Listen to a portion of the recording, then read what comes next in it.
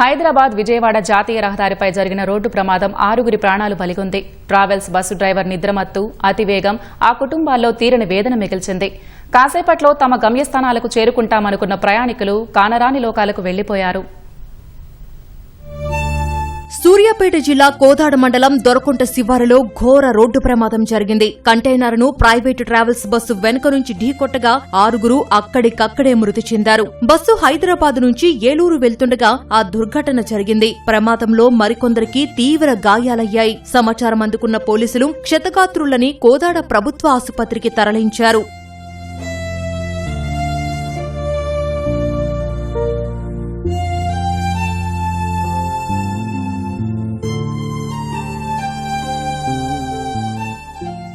బస్సులో ప్రయాణికులంతా గాఢ నిద్రలో ఉండగా ప్రమాదం జరగడంతో అంతా ఉలిక్కిపడ్డారు. అతివేగంతో కంటైనర్ను ఢీకొట్టడం వల్ల బస్సు ముందు భాగం నుజ్జునుజ్జయింది. ప్రమాద తీవ్రతను చూసి ప్రయాణికులు ఆహాకారాలు చేశారు. ప్రమాదంలో చనిపోయిన వారంతా ఆంధ్రప్రదేశ్కు చెందినవారుగా పోలీసులు తెలిపారు. ప్రమాదంలో యాసారపు చిన్ని, బొల్లిపొంగు మేరీ జ్యోత్స్న, చెన్నకేశవుల నాగేంద్రబాబు, సురవరపు షకీనా, భావన, లక్ష్మి మృతి చెందినట్లు గుర్తించారు. తెల్లారితే ఇంటికి వస్తారని అనుకున్న కుటుంబ సభ్యుల మృతితో అయిన వాళ్లు గుండెలవసేలా రోధిస్తున్నారు.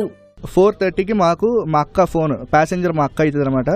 ఆవిడ ఫోన్ నుంచి నాకు ఎమర్జెన్సీ మెసేజ్ వచ్చింది. సరే మేము అరౌండ్ 4:48కి వచ్చింది. మేము 5:30కి అలా చూసుకున్నాం. లేచాక చూసుకుని మేము సరే అని చెప్పి ఇక ఫ్రెష్ బస్ కస్టమర్ కేర్కి కానీ వాళ్ళ టోల్ ఫ్రీ నెంబర్స్కి కాంటాక్ట్ అవుతుంటే ఎవడో రెస్పాండ్ అవ్వట్లే. సరే ఇప్పుడు కనీసం ఇక్కడ కోదాడు బస్సు సంబంధించిన ఆఫీస్ ఉంటుంది, వాళ్ళ నెంబర్ అన్నా వాళ్ళు గూగుల్లో పెట్టాలి కదా. ఆఫీస్ అడ్రస్ ఉంది, అక్కడ లొకేషన్ ఉంటుంది, రివ్యూ ఉంటుంది, డైరెక్షన్ ఉంటుంది, కానీ నెంబర్ లేదు. సరే అని చెప్పి మేము విజయవాడ ఆఫీస్కి వెళ్తే అక్కడ ఆఫీస్ వాళ్ళు కూడా ఏం రెస్పాండ్ అవ్వాలా మాకు. ఇక్కడ రావడం జరిగింది. ఇక్కడికి వచ్చేపాటికి బస్సు సీన్ చూస్తే లిటరల్లీ అది చాలా టెరిఫిక్ అనమాట. బస్ డ్రైవర్ అయితే దూకేశాడు. సూర్యాపేటలోనే ఛార్జింగ్ పెట్టుకున్నాడు. సూర్యాపేట నుండి కోదాడు ఎంత దూరం అండి? ఆడ ఈలోపేటకి అంత నిద్ర వచ్చిద్దా? నిద్ర వచ్చినప్పుడు అక్కడే పడుకొని 1 గంట ఆగి రావాలి. అంటే ఇది లిటరల్లీ మంత్కి ఒకసారి జరుగుతూనే ఉంది యాక్సిడెంట్. ఒక చిన్న బాబు 1.5 year ఆఫీస్ చూసుకొని వస్తుంది. 1.5 year బాబు, వాడికి ఏం తెలుస్తుంది? ఆ పసివాడికి ఏం తెలుస్తుంది తల్లి లేదంటే?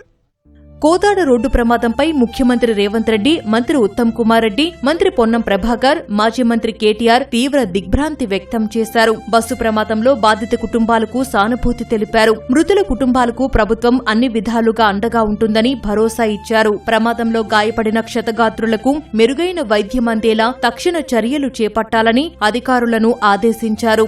గాయపడిన వారి ఆరోగ్య పరిస్థితిని ఎప్పటికప్పుడు పర్యవేక్షిస్తూ అవసరమైన వైద్య సాయం అందించాలని సూచించారు.